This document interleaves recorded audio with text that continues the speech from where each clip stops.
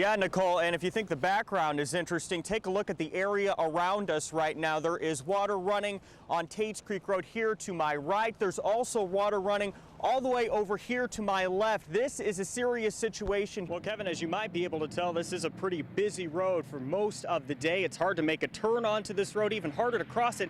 But imagine 2 3-year-olds crossing the road. That exact scenario played out Friday morning. The details are in tonight's LEX 18 Big Story at 6. Well, Chris and Nicole, I can tell you that it has been a very scary morning for every single person involved out here today. And let's show you exactly why that crashed police cruiser still sitting here on Winchester Road. His name is Steve Buttleman, and he's responsible for one of the most important parts of the race, the call to the post. How do you start over when everything you've ever known is gone? Unbelievable. I would have never imagined it would done this. That question is what the people of Salyersville are asking today. This town took an unbelievable hit last night by an unforgiving storm that spared nothing. Not churches. I knelt on the steps and I cried and I prayed. Nor schools, restaurants, or homes. We hovered down underneath a shelf, and as it come in, we could see the roof starting to rip off on the side of us, and we could see it swirling by us. Bonnie Howard says she survived in this bathroom. Every second, horrifying. And when she and her son got out, it was even worse. And we came out and we tried to find somebody to help us, and there was nobody. Everybody was hurt. Now these battered and bruised people will somehow find out how to move forward in the days and months ahead. Still thankful, they say, for what they still have. We're just glad we're alive. Covering the storms in Magoffin County, Chris Sutter, LEX 18 News. High above the crowd. It's awesome. Absolutely awesome.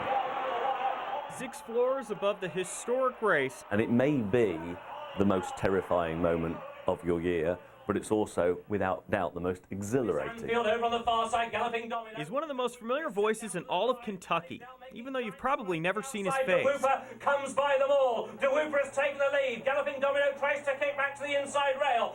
Mark Johnson is going into his 3rd year as track announcer of the Run for the Roses. Of all the places in the world where I ever would want to be, it's there in that position at that moment, waiting for those gates to open. That certainly doesn't mean it's easy. Mark spends a lot of time prepping before each race he calls on Derby Week. The 1 always has red, the 2 is white, the 3 is blue, the 4 is yellow. Examining his color-coded shot sheet. So the rubber stamp with the outline of a jockey's silks, and the silks I expect the jockeys to carry. Using his binoculars to get one last good look at the horses before they hit the track running. Galloping Domino goes in next, followed in by Runaway Yankee. And when it's time, and they're off. Boy, is he on. Outside, DeWhooper comes by them all. DeWhooper has taken the lead. With the enthusiasm and love for horse racing that makes Churchill Downs such a special place to be each year.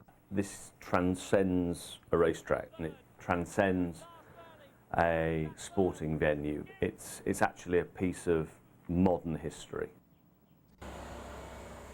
There's always a watchful eye on Danville Pike in Houstonville. Joe Taylor considers it his second job when he's not selling veggies. At the beginning of July, though, we found himself witnessing one bizarre plan taking shape across the street when 4 women got out of a car and knocked on the door, but no one was home. They came back down and running back down the steps, and they went around the back of the house. It wasn't long until Taylor knew something wasn't right and called the police chief.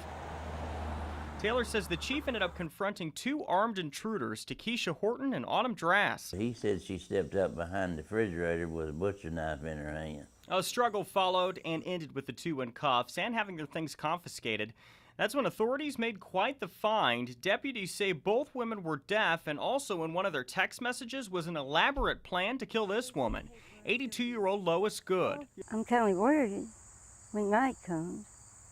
I can't hardly sleep. The reason behind it, the sheriff says, a fight between lesbians.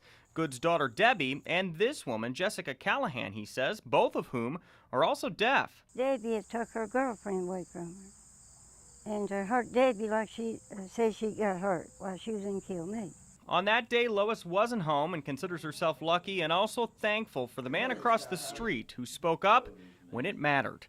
Covering the news in Lincoln County, Chris Sutter, LEX 18 News.